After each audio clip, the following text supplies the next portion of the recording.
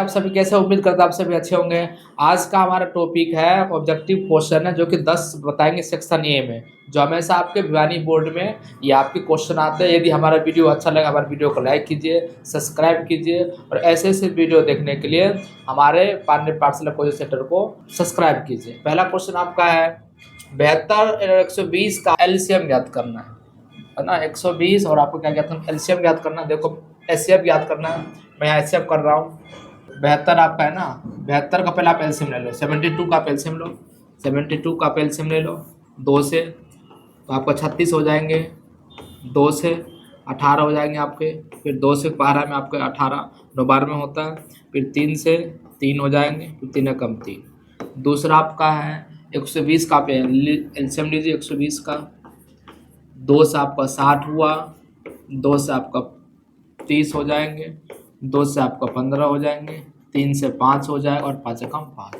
आप लिखेंगे यहाँ पे 72 का एलसीएम। एलसीएम निकला मतलब आपका एचसीएफ होता है क्या आपका 2 गुने 2 गुने 2 गुने 3 गुने और 3। फिर 120 का एलसीएम कितना हो जाएगा आपके 2 गुने 2 गुने 2 गुने 3 गुने और 5।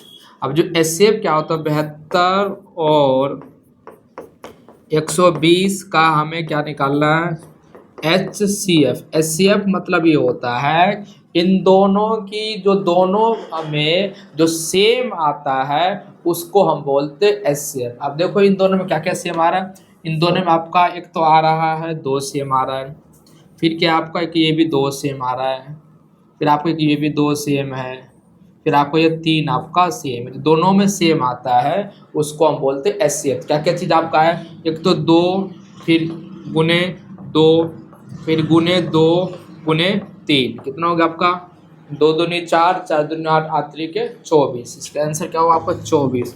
24 कौन सा ऑप्शन में आपका, तो इसका आंसर जो हुआ आपका, तो इसका आंसर आपका बी है। इसका आंसर क्या आपका बी है, क्योंकि बी की तरह आपका 24 आ गया।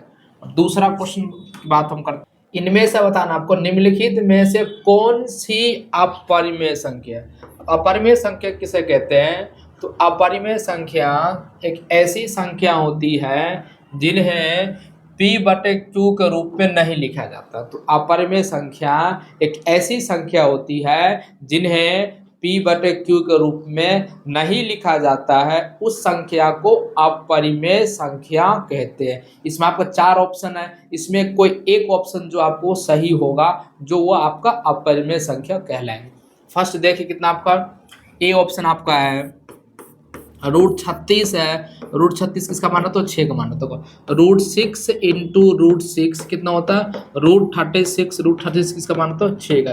ये तो आपको क्या है, ये आपका परिमेय संख्या। दूसरा कितना आपका बी आपका है √25 किसका मान, देखो √5 इंटू √5 आप करोगे तो √25 किसकी वैल्यू होता है आपका 5। सी ऑप्शन क्या आपका 6√3 है। 6√3 है, ये आपका क्या अपरिमेय संख्या की। ये तीसरा क्या आपका क्योंकि √3 की वैल्यू नहीं होती तो पॉइंट में इसकी वैल्यू होता है, ये आपका अपरिमेय संख्या कहलाएंगे। अब डी भी देख लीजिए आप, डी क्या आपका 5√4 है। देखो 5 इस √4 किसकी वैल्यू होता है 2 का, किसका होता है 2 का, तो 5 2 जा 10। तो इसका आंसर क्या है आपका, इसका आंसर सी है। अब हम बात करते हैं तीसरा क्वेश्चन आपके सामने स्क्रीन पे। इनमें बताना आपको कौन सा द्विघात बहुपद का शून्याङ्कों का योगफल ज्ञात करना। क्या ज्ञात करना, शून्याङ्कों का द्विघात बहुपद दे रखा है जिसमें आपका शून्याङ्कों का योगफल ज्ञात करना है। अब इसमें देख लीजिए क्या है 2x का square minus 8x plus 6 equal to 0। ये है, इसमें ए का मान क्या आपका कुछ भी होगा वह ए कहलाएगा, दूसरा कुछ भी होगा द्विघात बहुपद वह बी कहलाएगा, और तीसरी संख्या जो सिंगल होता है वो आपका सी कहलाता है। ए का मान कितना 2 है, बी का मान कितना आपका -8 है, और सी का मान कितना 6 है। आपको क्या आपसे पूछा शून्याङ्कों का योगफल। तो शून्याङ्कों का योगफल का फॉर्मूला होता है योगफल इसका फॉर्मूला होता है आपका alpha plus beta minus b by a. B का मान कितना आपका, ये -8, तो ये आपका माइनस तो इसका है बी का है, लेकिन इसका मान कितना आपका -8, तो ये आपका -8 और ए का मान कितना आपका, ये का मान आपका 2 है। तो माइनस माइनस क्या हो जाता है प्लस, तो 8/2। अब 2 के टेबल में 8 कितना बार में आता है, तो 2 के टेबल में आपका 8 4 में आता है। तो इसका आंसर क्या हो गया आपका, इसका आंसर ए हो गया। क्या हो गया इसका आंसर होगा ए का मान कितना आपका 4 है। अब हम इसका अगला क्वेश्चन देखते हैं, फोर्थ क्वेश्चन की बात करते हैं। ये आपको एपी दे रखा है, इस एपी में आपको डी निकालना। डी मतलब तो सार्व अंतर। जिस एपी का सार्व अंतर समान होता है वह आपका एपी कहलाता है। अब देखिए इसमें हम लिख रहे हैं, इसमें आपका है कुछ एपी है, कितना आपका है 3,1, -1 और माइनस आपका 3। तो A1 क्या आपका, A1 आपका 3 है, A2 कितना आपका A2 1 है, A3 कितना आपका A3 -1 है, और A4 कितना आपका A4 आपका -3 है। A4 कितना आपका -3। हमें क्या निकालना, हमें सार बनता है, इसे बोलते डी बोलते हैं। तो सार बनता है जो फॉर्मूला होता है A2 -A1, A3 -A2 और A4 -A3। अब देखो जिस एपी का यदि डी समान आ जाता है वह आपका एपी कहलाता है। अब डी देखो A2 कितना आपका, A2 आपको 1 है, -A1 3 है। जब आप 3 में से 1 माइनस करो तो माइनस का 2 आएगा, क्योंकि 3 जो आपका बड़ी संख्या है इसलिए आपको माइनस आया। अब A3 कितना आपका, A3 आपका -1, ये माइनस, A2 आपका 1, तो -2, माइनस माइनस प्लस होता है। अब देखो A4 कितना आपका -3, ये वाला माइनस, और A3 आपका -1, तो -3। अब ये माइनस और माइनस आपका +1, और माइनस और प्लस क्या होता है, माइनस होता है 3 में से आप 1 माइनस करोगे तो आपका -2 आएगा। तो इसका डी का मान क्या आपका आ गया, तो डी का मान आपका आ गया -2। डी का मान क्या आपका आ गया -2 आ गया। हम बात करते हैं इसका, देखो बच्चा द्विघात समीकरण का जो मानक रूप होता है वह आपका होता है ax² bx + c होता है। मेरे सर ये होता है द्विघात समीकरण का मानक रूप। इसमें आपको 4 ऑप्शन दे रखा है, 4 ऑप्शन में एक आपका ऑप्शन ठीक होगा जिसे राइट करना, वह आपका द्विघात समीकरण कहलाएगा। द्विघात समीकरण का मानक रूप होता है ax² + bx + c, आपका द्विघात समीकरण का मानक रूप। इसमें ए ऑप्शन आपके सामने लिख रहे हैं, x + 1 का स्क्वायर = 2x - 3। यहाँ पे आपका क्या हो जाएगा, यहाँ पे आपका a + b का होल स्क्वायर हो जाएगा। तो एक मतलब कि a + b का होल स्क्वायर क्या होता है, a का स्क्वायर + b का स्क्वायर + 2ab = इसको इंटू कर दो 2x - 3। अब a का मान क्या आपका, तो x का स्क्वायर, b का मान कितना आपका 1, तो 1 का स्क्वायर + 2, a का मान आपका x है और b का मान आपका 1 है, = 2x - 3। अभी x का स्क्वायर क्या होता है, तो x का स्क्वायर 1 का स्क्वायर 1 होता है प्लस 2 × x 2x = 2x - 3। अब देखिए, अब ये x का स्क्वायर प्लस 2x, इधर 2x प्लस का है ना, इधर 2x आपका माइनस हो जाएगा, +1 माइनस का है ना, इधर आपका +3 = 0। तो ये आपका x का स्क्वायर माइनस प्लस क्या होता है, माइनस प्लस आपका कैंसिल हो जाता है, तो ये आपका कैंसिल हो गया।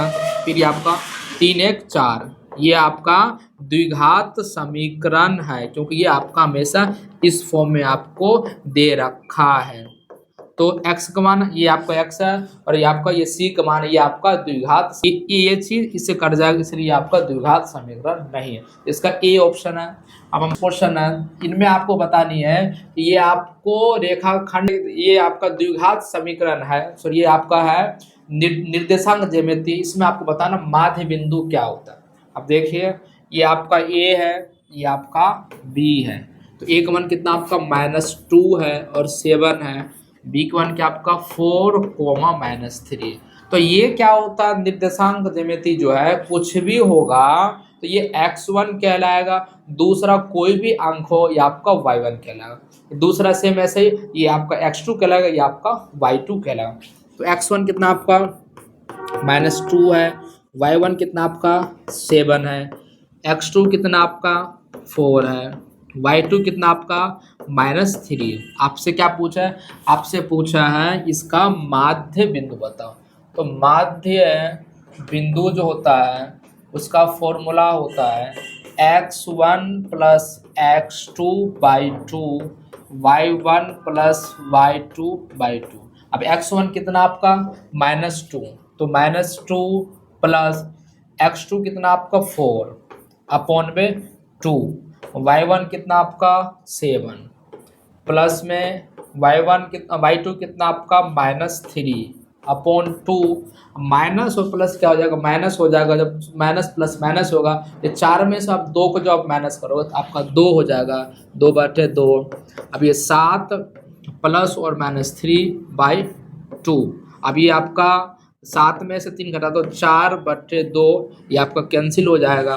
तो ये आपका 1 हो गया, ये आपका 2 हो गया। तो इसका ऑप्शन क्या होगा 1,2।